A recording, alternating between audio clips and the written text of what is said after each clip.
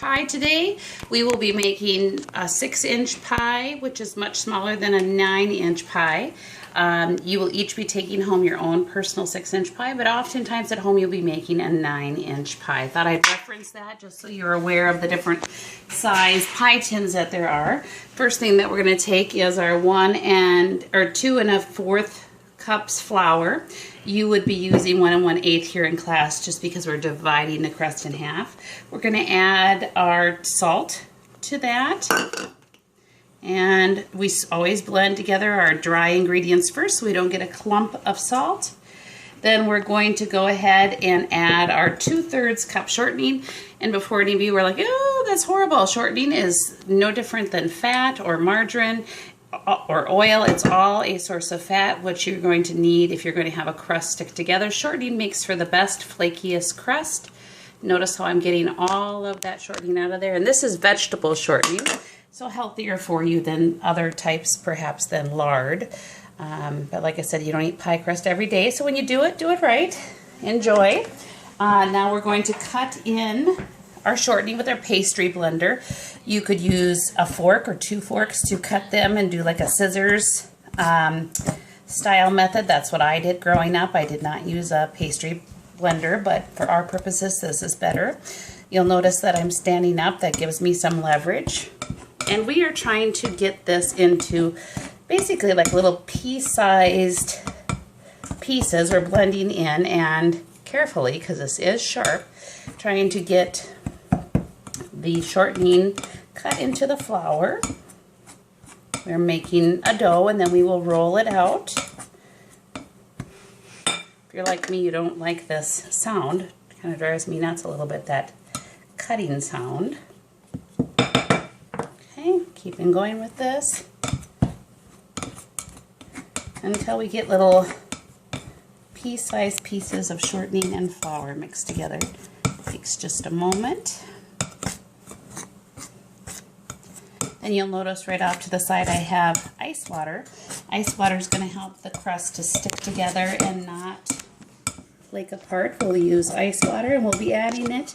It varies how much water you need based on humidity and if you got your measurements just right of your flour, if you went a little over or under on your shortening. Okay. And there we have our consistency of our flour and shortening. Now we're going to start with adding 3 tablespoons of the ice water. You notice that I do have a silicone mat that I'm working on. Underneath that's going to be for rolling out our dough. It does really help, oopsie, to roll out our dough. And then it'll have different measurements on there. We're going to go for a 11 to 13 inch circle. We may not even need that big. We might need more like just a 9-inch circle. So we're adding that. Okay, until it can be formed into a ball. So that was 3. Now we're going to do 4 and 5. This would be particularly important to use ice water on a day where it's hot, which of course in summer in the kitchen with the oven on, the oven's preheating to 400 degrees, so that is going to make it warmer. Let's add 1 more, so this will be our 6th tablespoon cold water. We don't want too much water.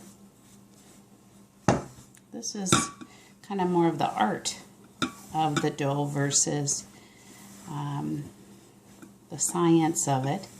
It's just knowing what consistency and how much. So let's give this a whirl and see if we can kind of get this together now into a dough.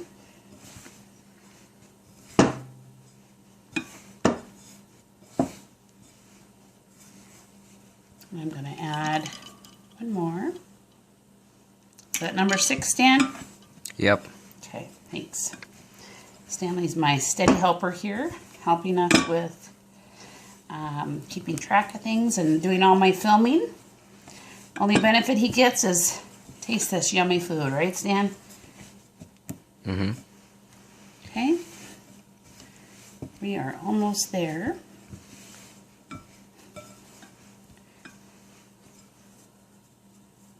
Okay.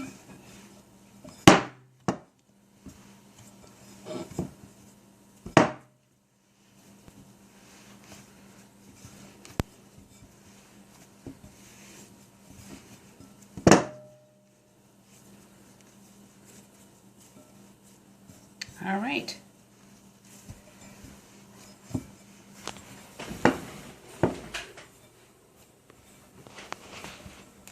Now we're going to cut the dough in half. You will not cut it in half because you're making the right portion that you want. I am making enough for 2 pies. So placing one off to the side. Now I'm going to place it into a circle. Into the circle. I'm going to potentially get a little bit more water on there. Okay. A little bit of flour in my silicone mat, not much, so that my rolling pin will not stick to the crust. Standing up, applying pressure, out. Nice, even, steady strokes if you can. And this is where, when you're younger especially, and you don't have the weight of an adult, you're going to want to for sure be standing up. Press this together and then press it out into a nice circle.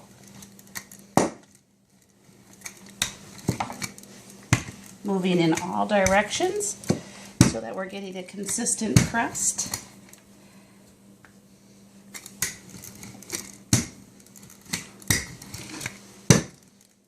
And I don't actually make a crust, actually probably, but for the cooking classes, like most people, I don't have as much time with working and teaching full time, so my skills are not as up to par with someone who does this all the time. But I learned from my grandma. Her name, we call her Granny. So you notice that that's falling apart a little. That's okay. We're just going to go like this. Press it down. And see if we can rework that. It's kind of like working with clay or Play-Doh.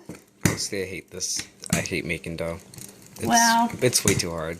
And, you know, it's actually, I don't know that it's too hard. I think it really is. Like an art form, you know. It is an art form. It takes practice. Mm-hmm. And, as you can see, I'm not perfect at it. But I think that's okay to show you, because you're not going to be perfect at it either. And sometimes when you watch an instructor and go, holy smokes, look at them, I can't do it that well, that's all right. You're not expected to, and we're all learning and working on this together. Okay, so now we've got it wide enough. It's all sealed. The important part isn't so much how it looks, but that it's the even consistency and depth, so it's even thickness. It'll cook evenly. Now we're going to place our pie plate upside down. Put our hand underneath. Let's go right under the silicone mat. Okay. Place our hand over the pie plate. And flipping over. And voila, there we've got it in. So now all I've got to do is bring it down inside, making sure that if there is any kind of hole that you're pressing it together, you don't want to have holes and pockets. And that's where your juice of your pie is going to come through, and that's what you don't want. Okay, now I am going to take a knife and go around the edge, okay, and cut off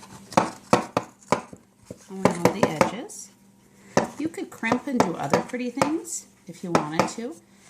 For now, though, we're just gonna cut around the edges here.